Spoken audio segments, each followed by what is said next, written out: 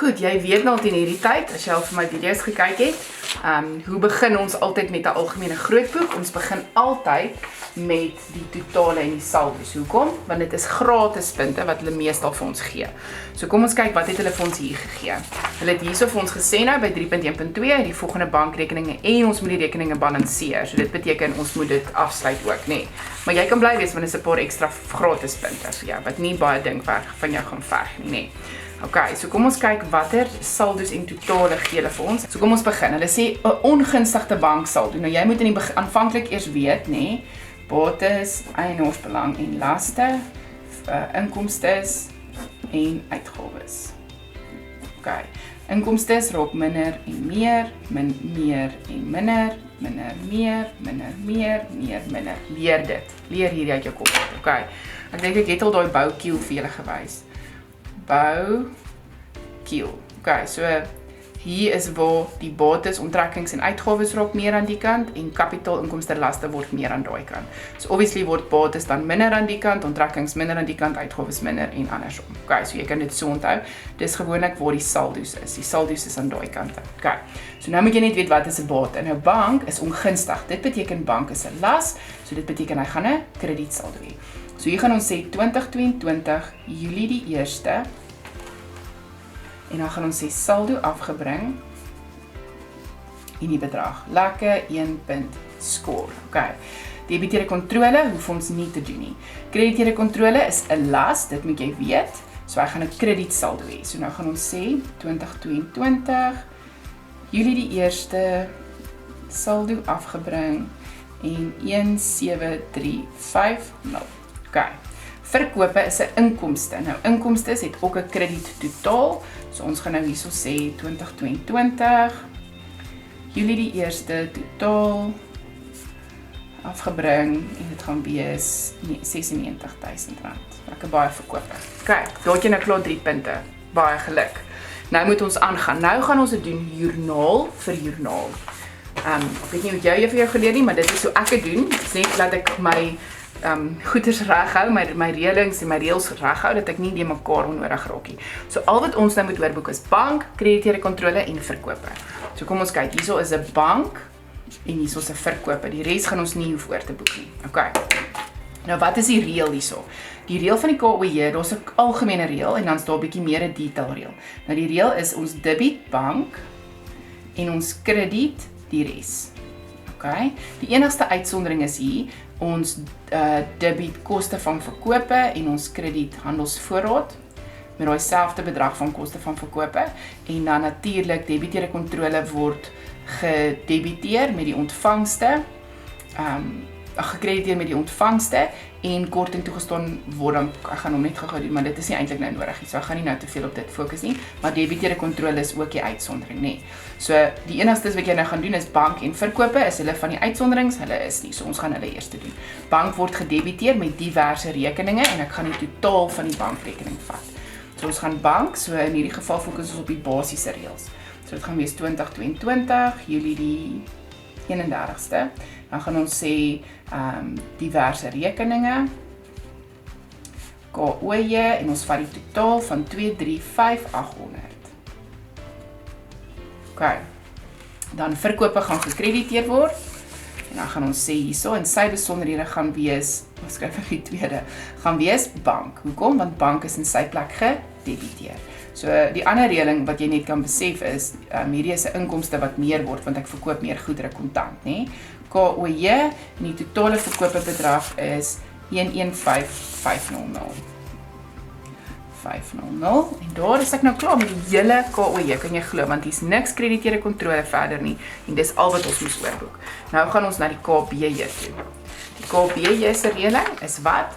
Hy is redelik makliker, ons debiet bank, sê ek nou verkeerd om, ons debiet die res en ons krediet bank. Die enigste uitsondering gaan wees krediteure kontrole, en krediteure kontrole werk so, eintlik nie eens krediteure kontrole nie. Krediteure kontrole word gekrediteer met betalings en met die korting, maar die betalings se besonderhede gaan wees bank en die korting se besonderhede gaan wees korting. Ek gaan nou vir julle wys. En die rede vir dit is ons debiet krediteure kontrole en ons krediet korting ontvang. met daai bedrag. Okay.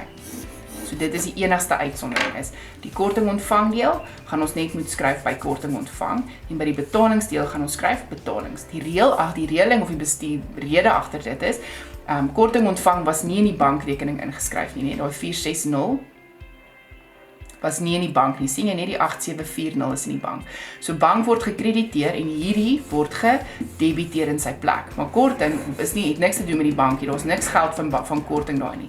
So dis hoekom ons korting op sy eie moet oorboek. En sy reëling is, hy word gedebiteer in krediteerde kontrole, want krediteerde kontrole moet met daai bedrag minder raak. En dan word hy gekrediteer in korting ontvang, want dit is 'n inkomste wat meer word vir my. So onthou dit. Al wat ek hier moet oorboek is bank en krediteerde kontrole. Ek hoef niks te doen met die res nie, nee. So kom ons kyk. Bank word gekrediteer, dis die reëling. Die bank word gekrediteer met diverse rekeninge, KBJ en die totaal van 172,660. Okay. En nou moet ons krediteerde kontrole doen, so die res word dan gedebiteer. So krediteerde kontrole, en dit maak sin, want hy is 'n las, en laste word minder, en as ons mos nou betaal, dan word ons laste mos nou minder. So Julie die 31ste, dan gaan ons sê bank, en die bedrag KBJ, die bedrag by betalings, onthou hierdie is die bankdeel wat ons bank toe gaan vat, nee, is 31190. 31190, en dan doen ons die kortingdeel apart, die korting is 2610, so krediteerde kontrole word gedebiteer met korting ontvang, en korting ontvang word gekrediteer met krediteerde kontrole 2610. Wat jy ook kon gedoen het is, jy kon net hierdie twee saamgeskryf het, jy kon gesê bank plus korting, en dan sou die totaal gewees het 33800. So dan kon jy net daar een bedrag ingeskryf het en bank en korting geskryf het. Dis 100%. Dan moet jy net onthou, dis hierdie twee bymekaar getel. So as jy hierdie twee bymekaar tel, dan moet jy altyd sê bank plus korting net. Dis eintlik eenvoudig, maar dan moet jy nou altyd onthou om korting ook te gaan krediteer, nee, dis eintlik die groot ding. So daai is die KBJ en daar's 'n klaar met hom. Nou volgende is die krediteerde joernaal. Krediteerde joernaal se reël is baie maklik. Ons krediteerde kontrole, want hy is 'n las wat meer word, ek maak meer skuld. En alles wat ons koop word gedebiteer dan, of alles wat op krediet gekoop word. Die krediteerde afslagjoernaal is presies die teenoorgestelde. Debiet krediteerde kontrole en krediet die res. So kom ons kyk, krediteerde kontrole, dis al wat ons hier gaan gebruik, is krediteerde kontrole en krediteerde kontrole. So in krediteerde kontrole gaan ons nou aan die kredietkant skryf die 31ste, diverse rekeninge, jy kan ook sê totale verkope, of kredietverkope of wat ook al, KJ, en die bedrag is 95860, en dan die totaal aan die debietkant gaan wees vir 31ste, diverse rekeninge, KJ, 4256. Okay, dit was redelik eenvoudig. Nou, verstaan jy hoekom ek sê ons moet dit joernaal vir joernaal doen, dan raak dit maklik om kop te hou, nee. Nou kom dit net by die AJ en by die debiteerde joernale. Nou in die AJ is dit debiteerde kontrole en krediteerde kontrole, daar's niks in krediteerde kontrole nie, en daar's niks van hierdie wat moet oorgeboek word nie, so ons gaan die AJ uitlos. Die debiteerde joernaal moet ons net verkope oorboek. Okay, en wat is die debiteerde joernaal se reël?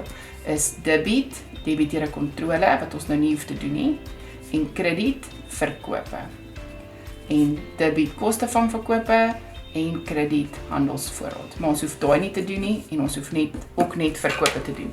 Maar verkope is 'n rekening wat saam met hom gaan is debiteerde kontrole. Dis hoekom ons daai reëling moet onthou. So debiteerde kontrole, in verkope gaan gekrediteer word met debiteerde kontrole.